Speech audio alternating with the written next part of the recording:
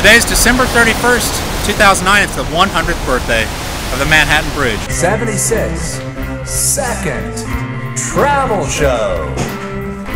The Brooklyn Bridge is one of the world's most famous, but its neighbor, the Manhattan Bridge, deserves recognition too. The bridge turned 100 quietly last week because the city prematurely celebrated 2 months ago. So we staged our own party with cake and commemorative booklets. Not many people are here. We have a balloon and a handful of celebrators. The city instead was consumed by an event that happens every year, but it didn't dampen our enthusiasm. Manhattan Bridge, you know, it's a good one because there's no people. It's the most useful bridge for me. It's the best bridge to bike across. Beautiful, civil engineering works of art. There's lots of big noises that you can't yell or scream over. It's loud.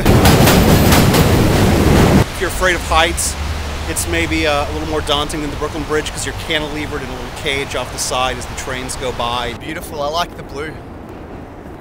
I don't have anything at home like it. It's amazing. Walking across it, you get to look at the actual most beautiful bridge in New York, the Brooklyn Bridge, this is a wonderful view. One of the interesting things about the Manhattan Bridge that a lot of people don't know is on the tower on the east side of the bridge, you go to Washington and Front Street and look through the lower portion of the tower, you can actually see the Empire State Building framed by the tower. The approach isn't as steep as it is on the Brooklyn or the Williamsburg Bridge. It's almost relaxing in comparison. You come and jump rope on the bridge. Well, I think it's just a great way to see the city from a different vantage point and get a little exercise at the same time. But I remember reading how when it opened before, like, there was the first person to bike after the first person to walk, and I always remember about somebody, they walked on their hands. So I thought that was pretty neat and always wanted to get that accomplishment. I haven't walked on my hands across the bridge yet. There is no song for Manhattan Bridge with lyrics. Blues Traveler made this kind of broody instrumental that's kind of sad to listen to. And there's a jazz song called Manhattan Bridge, but to the best of my knowledge, there's no song that just talks lyrically about the beauty of the Manhattan Bridge. So we've asked a musician to write one. He'll debut it today. I remember the first view from the bridge, and that was on my way to work. And I looked at the Statue of Liberty, and I thought, it's really nice. I get to look at that every day on the way to work.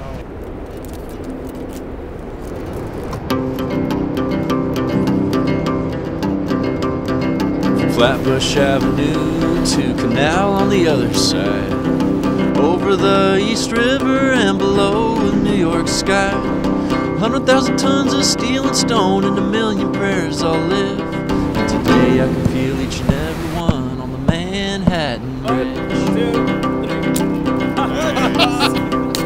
I can't say I know much more about her than anyone else.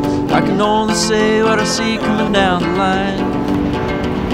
All I know is that I cross her in a train car every day, and she helps me see a little further every time.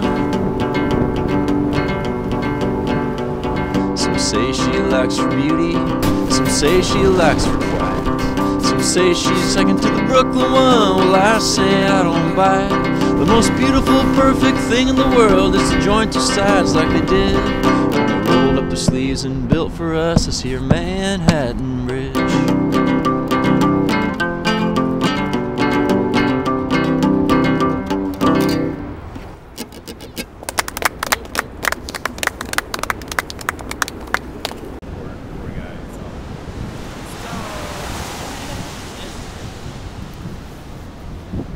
I think that this is the essence of travel in a way, because travel is about Chris Jagger. It's easy to like Mick, you know, the great scenes that we see around the world. They're an important part to travel, but when you go to those places, what is around it that also makes that place interesting? Sometimes Chris Jagger is the Manhattan Bridge.